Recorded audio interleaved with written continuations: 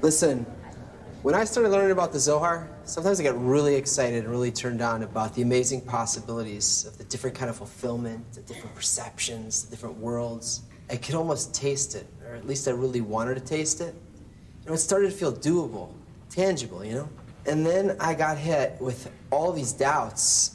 I mean, I needed something practical. If what I have to reach for all this to happen is this unconditional desire to give, but my nature can only receive, and it will never let me do that, how am I ever going to ever break down this wall between them? I was so disillusioned. It was like I'd lost the most valuable thing I ever had.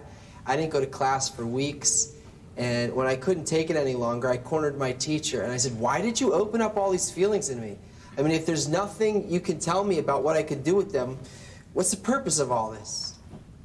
And he just smiled at me, and he said, congratulations, now I can tell you.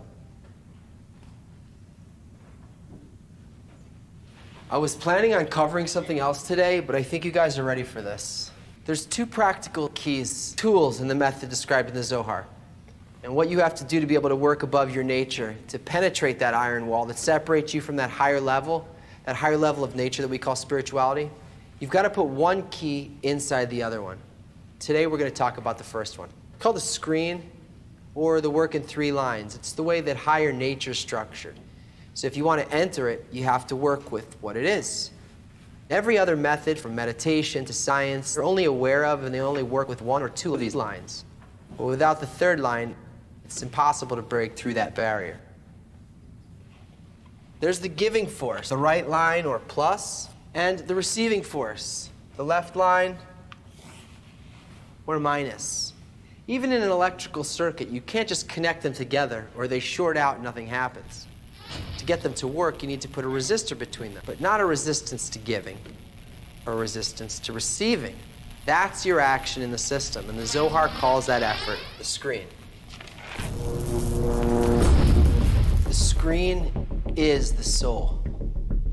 This inner inversion, the building of an anti-egoistic intention, it's actually a sensor that allows us to feel what the Zohar calls the creator. It functions like a resistor, a barrier to the spiritual field so that we can feel it.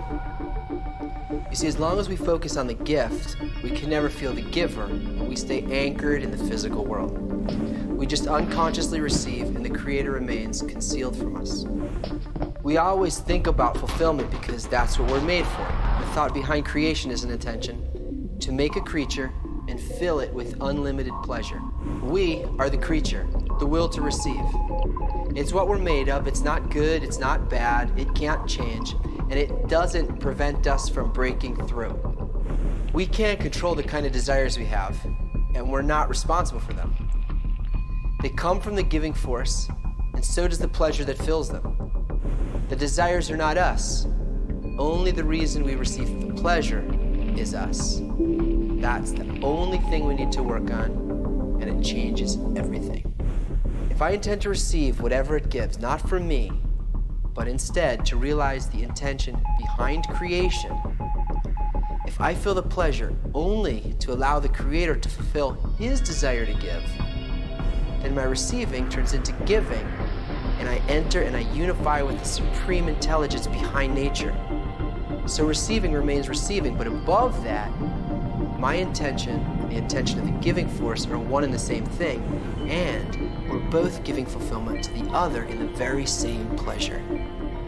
The more strength I have to oppose taking pleasure only for myself, the greater the light that enters. In other words, the aim of my work is to have a constant aspiration for the giver, and this aspiration is also my fulfillment. So now, you're not controlled either by your will to receive, which is the left line, or the pleasure from the Creator, which is the right line. But you've become an independent desire to give, which is the birth of the soul. That's the first key. But to activate it, we need the second key, the second practical key. And we'll do that next time. A little exercise.